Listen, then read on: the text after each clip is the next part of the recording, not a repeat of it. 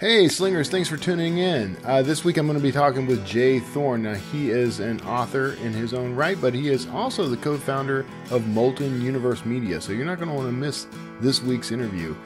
Stick around afterward. I've got some cool news you're going to want to hear about the indie publishing industry, as well as a few other housekeeping items. So stick around and we'll see you on the other side. It's the Wordslinger podcast, where story matters. Build your brand, write your book, redefine who you are. It's all about the story here. What's yours? Now, here's the guy who invented pants optional, Kevin Tomlinson, the Wordslinger. Wordslinger. Hey, everybody. Thanks for tuning in. Okay, so every now and then I talk to somebody who's not just an author, but has some other gig going on, usually something fun. And this one's pretty cool. Now, I know this guy from sort of way back. We're Facebook buddies, and we kind of run in the same circle. So I'm talking to J Thorn. He's the co-founder of MOLTEN Universe Media, and they got something really awesome. We're gonna introduce. I mean, other people already know about this, but it's Authors on a Train, which I just love saying over and over again. Authors on a Train. I feel like I should be doing that in like a Samuel Jackson voice, though. I'm tired of these, snakes on a plane, right? Yeah, exactly. Yeah, I'm gonna keep it clean though, because I cannot drop the F-bombs on the Wordslinger podcast. Right? So, Jay, man, thanks for being on the show. Hey, man, thanks for having me. I've been looking forward to this conversation. Yeah, and we had to reschedule because of the hurricane. Hurricane Harvey. Like that. A little tiny thing that nearly flooded me out of house and home. So crazy. No, man, I was really blessed. I did not, when we didn't even lose power. I mean, we were kind of sweating it at the end, but it was, we came off much better than so many other people. So, you're fortunate. Yeah, blessed. I'm going to go with blessed. Now so thank you for rescheduling, and I do apologize for that. Now, so you are an immense man. You're a giant, because your head is nearly touching the ceiling in this. I told you I was going to call that out. The people on the audio feed are like, "What?" They're like, "Huh? He sounds big. He sounds huge. A big voice." So you have a stand. So I also have a standing desk. Although when I do the podcast, I pull up a stool, a rescue stool, as I call it. But so you have a standing desk and you're in an attic. Yes. And, this isn't like show topic really, but I just I want to put you on the spot. It's kind of interesting though. When we moved into this house about 12 years ago, it's a really beautiful old neighborhood in Cleveland, like an inner ring suburb from the early 1900s. And our house had an unfinished attic. And as soon as we moved in, I was like, that's going to be my spot, because I knew I need a little separation from the family. So we finished it off and I love it, but it's definitely, it's an unconventional space. But yeah. Do you ever feel claustrophobic at all? I mean, no, it's not as small as it looks on the camera. It's really a very decent sized attic. I have a full couch on one side, and I've got guitar amps, and it's nice. It's a nice little office space. That's cool. I have this obsession with author spaces. So and every now and then you come across like an article on I don't know one of those like Board Panda or something that's like 15 author spaces, and I'll kind of obsess over them for a while. And, most authors are slobs, Neil Gaiman surprised me, like his author space. It's like a epic library, but then, it's not kind of on the cluttered side, but I like to keep my stuff neat, man. I do too, man. My virtual desktop, my real desktop, clear as much as I can. I'm glad you said virtual desktop too. Yes. Because I was telling you, I just did like a video walkthrough. And so I'm the Mac user, like the only one who uses the little, what do you call the bar at the bottom of the, the not taskbar, but, with all your apps on it. I'm the only one who actually uses that and just crams it full of stuff. So I'm sure people will think I'm bizarre. Anyway, so that's been Desktop Talk, everybody. And we thank you for tuning in. I'm going to do a whole thing on author spaces someday. I think that'd be pretty fascinating. I think it'd be pretty cool. I'm gonna now I'm inspired. All right, so But I want to talk about authors on a train, and I feel like there should be a sound effect every time I bring that up. I don't have a sound effect, but so tell me kind of the idea behind that. Like, what is authors on a train? Yeah. So I'll take you back to the beginning. And this may or may not be true, but it's become sort of lore now. So we're just going to roll with it. We get an apocryphal story. All right. I need a campfire. Yeah, this is good. This is good. Not really, but, for my day job, 3-4 years ago, I started, I had to go to the West Coast once a year to do some work. And I hate flying, and it's a hassle, and it sucks. And I was looking to do something different. So what I ended up doing was taking Amtrak's California Zephyr, which ran from Chicago. It runs from Chicago to Emeryville, right outside of San Francisco. And it's supposedly the most scenic train route in North America. Yeah. And it takes like 49 hours. So it's like 2 nights and 2 days on the train. And so anyways, I tried it out, and it was amazing. I loved it. And I got a ton of writing done because there's no Wi-Fi. It was very spotty cell service. So you're kind of sequestered. Like you're kind of into a situation as a writer that it's a really great place to be. Right. And I did this for 2 or 3 years. And then at one point I tweeted a picture of something, and Lindsay Broker happened to see it. And she was like, "Oh, that looks pretty cool. I'd like to write on a train." And that's kind of how it started. All right. So I had this idea. I'm like, well, what if, cause I'm really big on collaboration. I've done a lot of collaborations, mostly on the creative side, but also on the marketing and cross promo side. Right. So I went to, I talked to Lindsay, Joanna Penn, Zach Broker, and I somehow hoodwinked them into coming with me on a train from Chicago to New Orleans. Okay. And our plan was that we were going to meet in Chicago. It's the city of New Orleans, I believe, is the line, and it's a single overnight. It's like 19 hours, and it leaves in the evening and arrives in the afternoon the next day. So what we decided to do is we would meet in Chicago, and we would work on the story on the train, and then we spent 5 days in New Orleans writing the first draft of what became American Demon Hunter Sacrifice. Oh wow, that's so that there's so many things that are cool about that. So you said, okay, so that train ride, did you say Chicago to New Orleans was an overnight? Yes. One night? It's a one night. It's 19 hours. Okay. Yeah. How long was the whole train trip total though, since you guys were working on a collaboration together? Like, yeah, the train boards are around 8 p.m. in Chicago. So, okay. Joanna and Lindsay, I think, had met each other in real life before, but Zach and I had not met in real life, and I had not met Joanna or Lindsay. So when we first got to Chicago and we first got on the train, we kind of hung out and we got to say hello and give each other hugs and stuff. Yeah. We started working on the story, and then we went to sleep on the train in the sleeper car, which we had. And then the next morning we woke up and we started doing some story plotting and character development and stuff. And then when we got to New Orleans, that's when we started the really like hardcore first drafting. That's very cool. Yeah.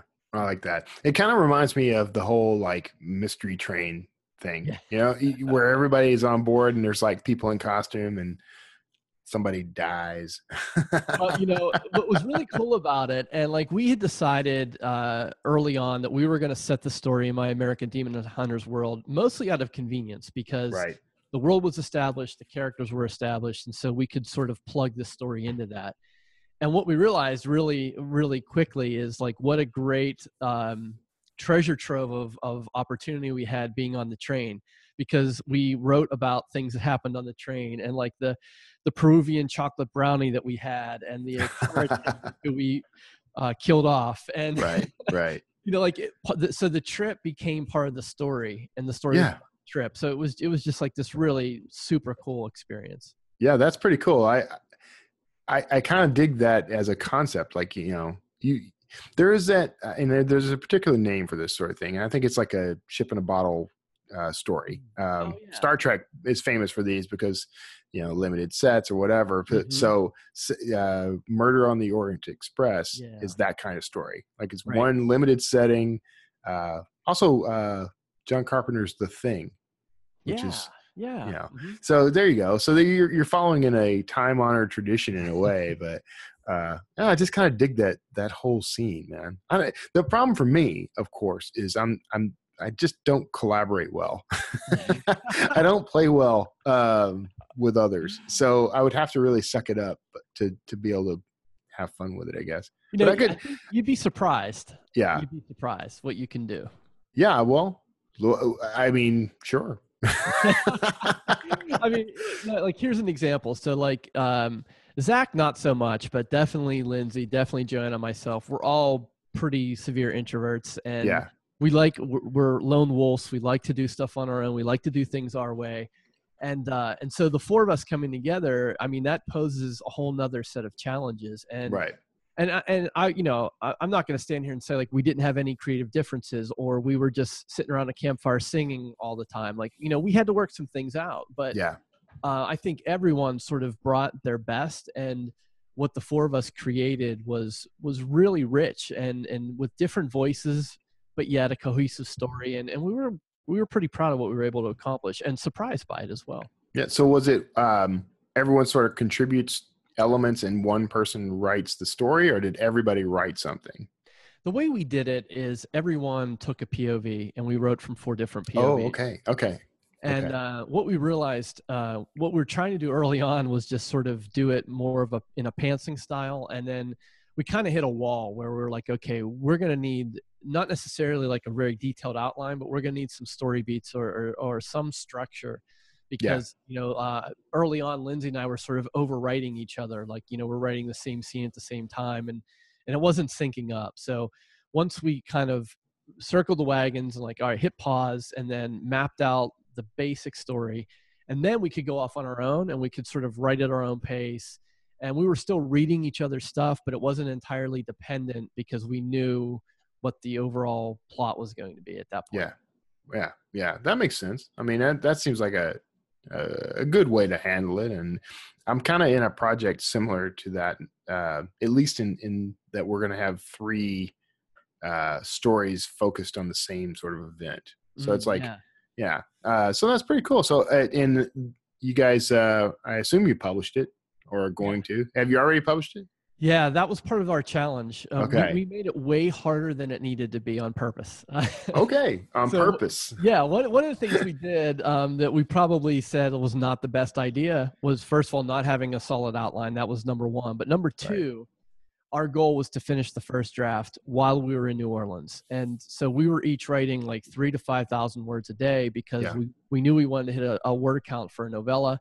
And then the added pressure was like we had our publication date was set. It was like 2 or 3 weeks after the trip ended. So we knew we did not have a ton of time to turn around revisions and get it to an editor and the proofreading and the formatting and like all that stuff that has to come with it. So we created that ourselves. It probably wasn't the best, but it was fun to tackle that challenge.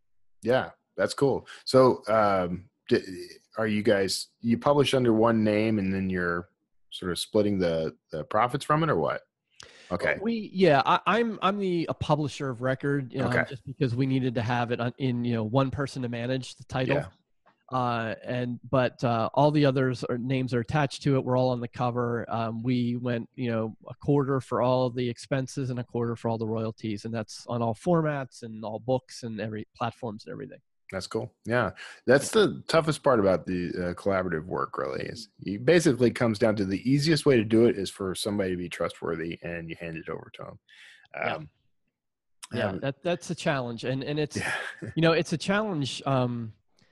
Like Amazon, for example, was really challenging because Zach and I were in this situation with Molten Universe when we were trying to set things up. Like we would email KDP support and we would say, can we create a separate KDP dashboard for Molten Universe? And sometimes they would say yes, and other times they would say no. And we're like, well, do we really want to risk our entire author business on the person who said yes when technically it's no? Because you know how Amazon works. Like you could just wake up one morning and your dashboard's disabled. No, that's the problem. I don't know how Amazon works, and neither does anybody else. I mean, I love Amazon. I'm not bad about things.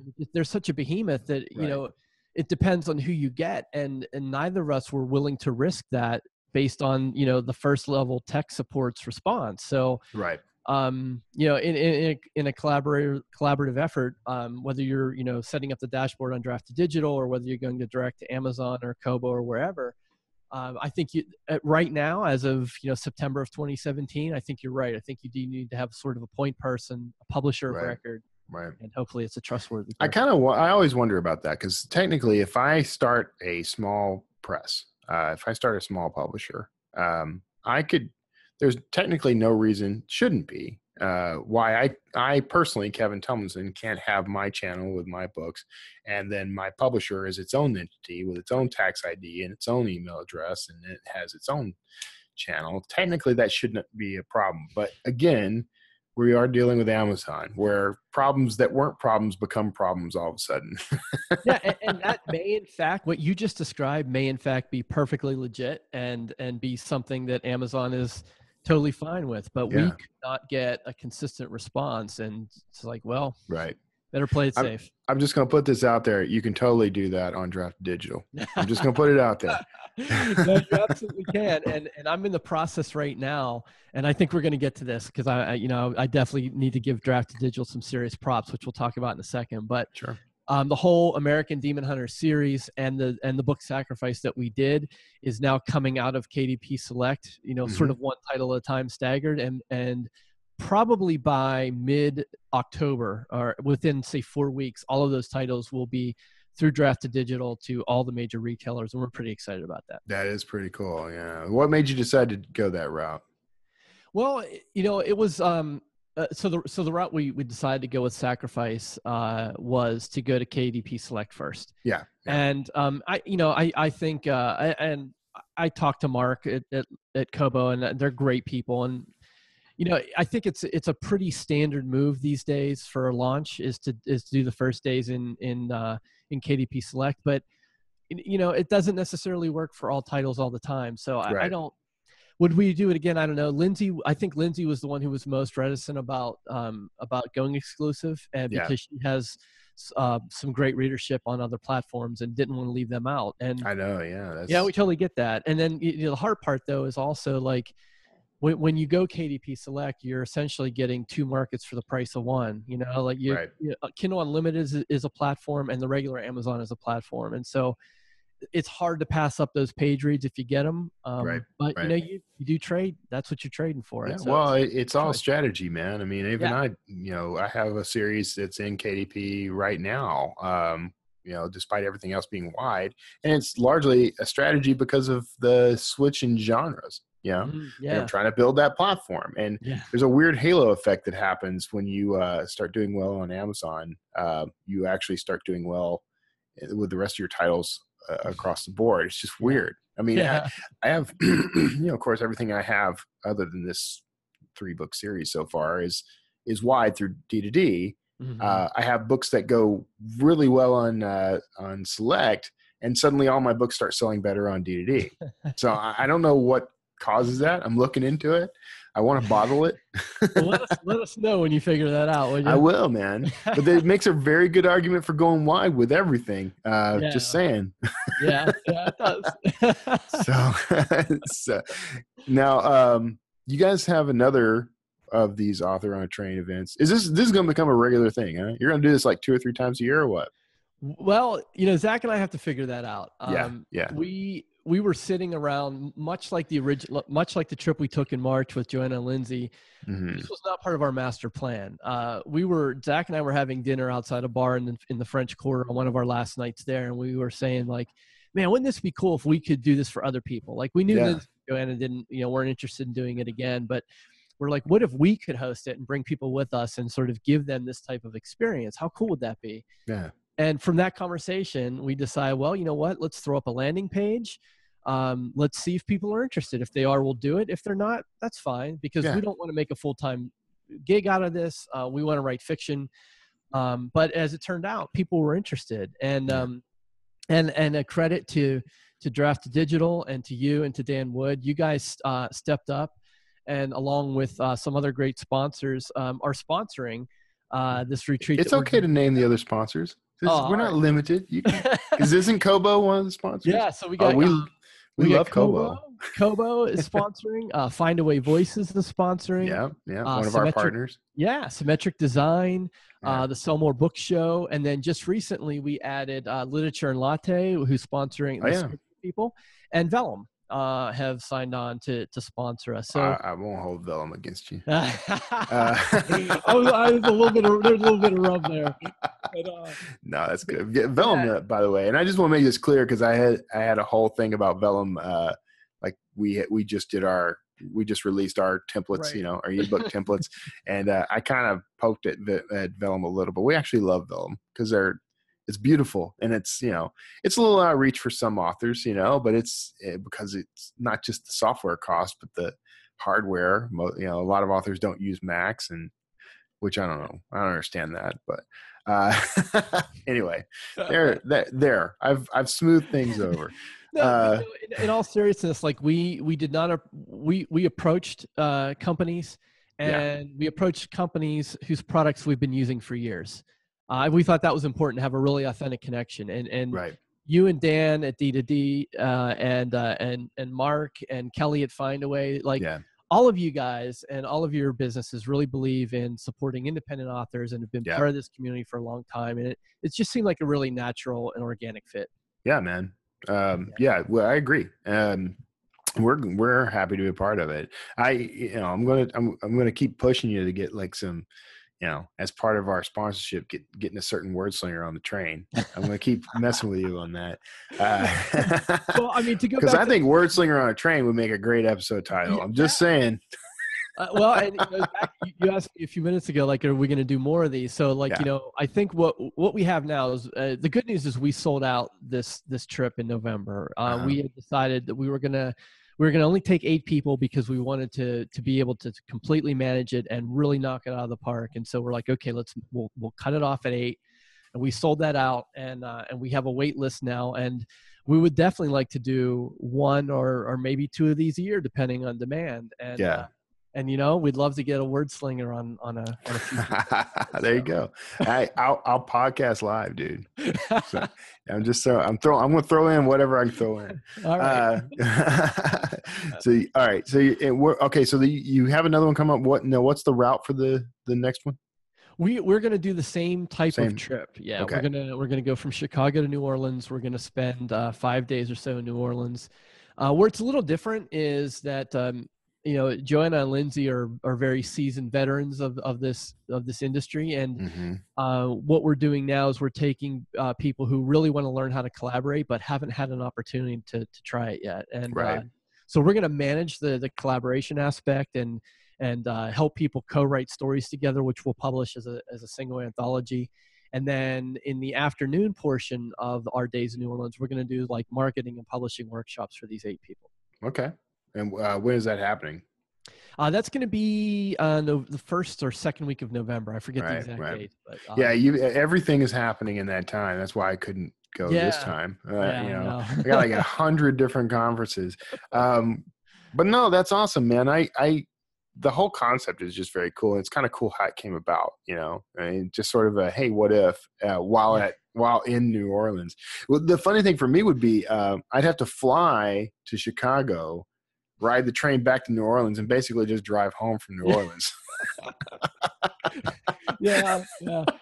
Zach made this funny joke because Zach lives in Nashville, and the train goes through Memphis, which is only like a 2.5-3 hour drive between Nashville and Memphis. Yeah. So Zach flew from Nashville to Chicago, got on the train, slept on the train, woke up the next morning in Memphis. So, that's actually pretty funny. Yeah, I'm like, well, it's about the experience, but I should just drive to New Orleans when you guys are going to be there, and just drop in. Go to Cafe Du Monde or something. And, definitely. I mean, we've got nice shout out to Launchpad NOLA. They're providing us some workspace while we're there, right off the French Quarter, and we're all staying in the French Quarter. So yeah, absolutely. If you want to drop in on us, I think Kelly from Findaway it might be dropping in too. So by all means. Yeah, I'll ask him. Kelly and I are going to be on Self Publishing Podcast tomorrow. So nice. Okay. I'll ask him if he's what he's planning to do. Yeah, I think he would be interesting to see him in New Orleans, actually. Yeah. He's a good guy. Yeah. So okay, so you're going to do that round, and this round's more about sort of almost a teachable moment, teaching collaboration. Okay. Yep. What's the end product there? Are you guys going to do another book? I assume, Yeah, it took us a while to figure this out because, we're bringing 8 strangers together. So we, and across genres and stuff. It sounds like the tagline of a horror movie. 8 strangers. 8 strangers meet on a train to New Orleans. Oh, yeah. I hope it won't be a horror story. But yeah. We're gonna end up publishing an anthology, and we're gonna make it a New Orleans themed anthology. And so hopefully that'll give people enough latitude that they'll be able to write a story that they're passionate about, and then somehow tie the whole anthology together. And one of the things that Zach and I decided to do is him and I are going to write a short story together. But all of our prep meetings, our story meetings, all of our plotting, we're going to do that in front of people, in front of these 8 people, so that we can model for them sort of our collaborative process. Not that it's the right way, but it's one way, and it'll give them some ideas, hopefully. Yeah, that's very cool. I could see doing a kind of pre-trained webinar kind of thing where everybody can sit in at home, and then you send them sort of the show Bible of the universe. Like here's the main characters. Here's the things you can do. I could see doing that. This would become a thing, man. Yeah, it's going to be a lot of fun, and Zach and I are really looking forward to it. And like I said earlier, we're not trying to make a business out of this. We just thought it'd be a really cool experience, and if we can do it for a year, for as long as people want to have them, we had such a good time, and it was so transformative for us. Yeah. We know it's going to be great for other people. Well, it's kind of like a mobile authors conference. Yeah. Like you guys are just kind of get together with other authors, and everybody you have a project to unite you, but just being there is kind of the cool part. Yeah. And that's one of the things that, there's nothing wrong with writers retreats, but a lot of times writers retreats have there's a singular location, but there's not a goal. There's not a team goal or a team target. And this gives everyone the opportunity to work towards a common goal within that short amount of time. Plus, you get the advantage of being in New Orleans for 5 days. Right, exactly. I mean, 5 days. And then you ride the train back, or does everybody just go their separate ways from New Orleans? Everyone will probably go their separate ways from there. Oh, okay. What about you? Are you riding the train? Or are you flying? I probably will. Yeah. It's surprisingly affordable. And how much is it to do the train? Depending on your accommodations and stuff. And one way it's a couple $100, maybe $300-400, something like that. And that includes the sleeper car and the meals while you're on the train. So it's not the fastest. It's definitely not the cheapest, but if you're not in a hurry, it's a good way to go. My wife and I have a vacation coming up in late October and early November, and we have not settled on what we actually want to do. So maybe I can talk her into, New Orleans to Chicago. She would dig that. Yeah. I bet I could pitch that. I bet I could just text her right now and say, here's my thought. And then suddenly she'll buy train tickets. Well, that's a great option for someone who's never been on a train, because you get the overnight experience, but it's one 19-hour trip as opposed to like going all the way across the country. Right. Well, see, and we don't have, I say this, and then I think I spotted like an Amtrak or something, but as far as I can determine, there's no like train service out of Houston. Like I can't find a way to board a train. I can get on a bus and drive and ride to Dallas and get on a train. But that's the best I've found so far. And I've always wanted to do this, by the way, like get on a train. When we were in Europe, we did a whole cross country thing in Europe, for a couple of days on different trains. And, I wrote a big chunk of my first series was written on that train. So, I would love to do that. I'd do that just for the heck of it. I'll spend, $400 or $500 to go from one spot to another. And then like there is something that you can't really quantify. I won't call it magical, but there's some juju in being on the train and being a writer, and you get inspired. Like it's a callback. You're like F. Scott Fitzgerald and Hemingway. I mean, yeah, I'm sure. And Agatha Christie. Yeah, well, I'm going to claim it, whether I am or not. I'm going to claim it. All right, man. Okay, so how getting into this, and like, how much does it cost someone to participate in this? By the way. Yeah, it's an investment. We have marketed this as a very high end experience. It's a once in a lifetime experience. Yeah. So we're not shy about what we're charging for it or apologizing for, but it's thousands of dollars, and it's really for people who want to make an investment in their writing career, and they see collaboration as a way to get there, because that's really what we're teaching. We're teaching people, how do you find the right person? And when you find the right person, how do you get to market with it? Because just find the right person doesn't mean you end up with a publishable product. Right. So it's, it's comparable to a high-end writer's retreat or workshop. But you get a product at the end, you get the experience in the city, and hopefully you get to learn. Yeah. So it's like the whole package. Yeah. Worthwhile. All right. So we're kind of coming to the end, so we'll wrap up. But where can people find out about? Well, let's start with writers, authors on a train. Where can they find out more about that? .com. Authorsonatrain.com. I would have it no other way. Which, by the way, when your list of URLs you gave me, that was not one of them. So now I have to type it. I just added it recently, so that's why I haven't. I'm glad you reminded me to put it in my email signature, because that's I haven't put that on there yet. But authorsonatrain.com. There's a little interest form. There's no commitment. That'll get you on the list and to be notified for the next one. So yeah. No, I think it's great, man. And where can people find more about you and Molten Universe Media? Yeah, those are pretty straightforward URLs. So moltenuniversemedia.com, and I'm at jthorn.net. There you go. Straightforward URLs is what we're all about. Yeah, that's what you got to go for these days. Exactly.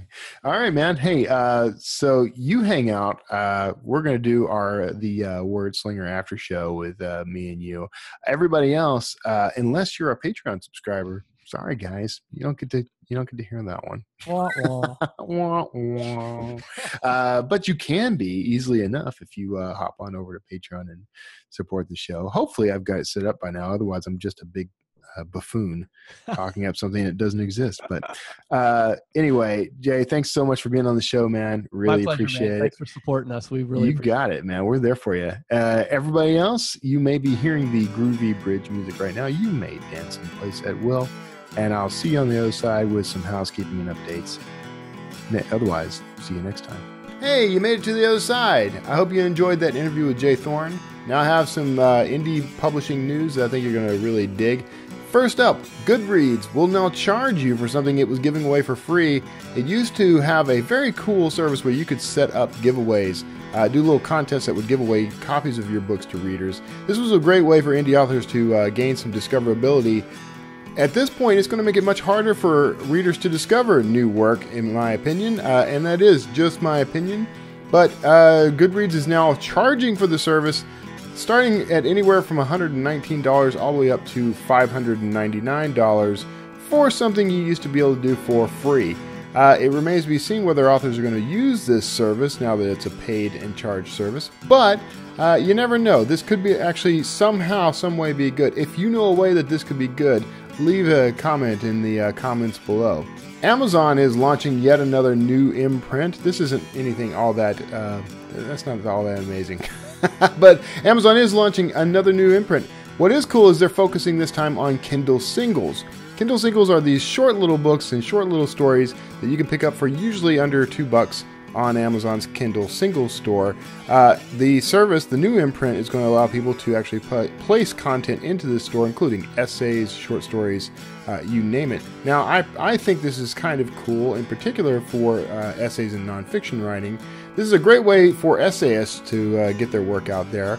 And short stories and novellas are going to be a big hit too. So you're going to want to check this out. Amazon Original Stories. Look for that. It is part of the Kindle Singles store. Nick Thacker is making soundtracks for authors. That's a new one and very cool. His new service, Sonata and Scribe, aims to provide original orchestrated music for your books. And you can actually hop on over to sonataandscribe.com and hear a few samples of the work. Now, he's doing a few tracks for me, and they're amazing. You're going to love this. It's very cool. It's all original, all orchestrated music. It's the same sort of thing you would hear when you go to a movie. So, go check that out. That is, of course, my good friend Nick Thacker. And say hello. Tell him I sent you. So, you'll find links to all these in the show notes below. I hope you check it all out. If you have news and tidbits you would like to share about the indie publishing industry, make sure you send them my way. You can do that on the form at wordslingerpodcast.com. Just click on the contact button there and send me any news items as they come along. Anything you think might be interesting to me, but also to you. So I look forward to hearing from you. Now, this episode of Wordslingers podcast was sponsored by Draft Digital, of course, where you can convert, publish, and distribute your books worldwide with support the whole way. You might want to check them out at draftdigital.com/wordslinger. KDP Rocket helps you take control and get more readers, increase your Kindle rankings. You can check that out at bit.ly/KDP Slinger, where you can get you hop on in and use that for keyword tuning. That's a really cool feature, actually. Support for this show also comes in the form of subscribing and sharing. If you hit the little subscribe button down below, make sure you also hit the little bell icon. That will let you know when a new episode of the Wordslinger podcast appears on YouTube. But spread the word, will you? Get out there and tell people what you're learning through the show and how much you're enjoying the interviews. I got some incredible guests lined up. I've got months of interviews already pre-recorded, so you're not going to want to miss any of them. Make sure you're tuning in. Make sure you get those notifications turned on. You can also support the show on Patreon. If you go to patreon.com/Kevin Tumlinson, you can send me a couple of bucks a month. All proceeds for Patreon go to the support and growth of the show.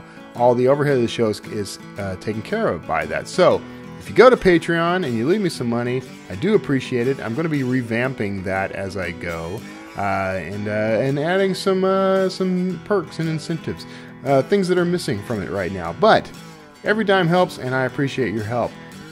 You can also support the show, and this is my biggest and favorite way to support the show, by buying my books. If you go to kevintumlinson.com/books, you'll find, everything I've written.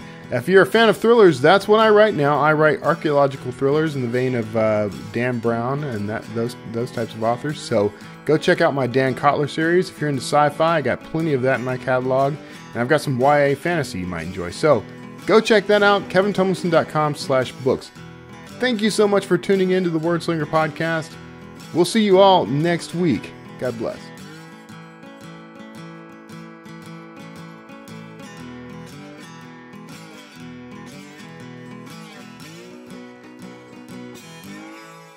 Wordslinger.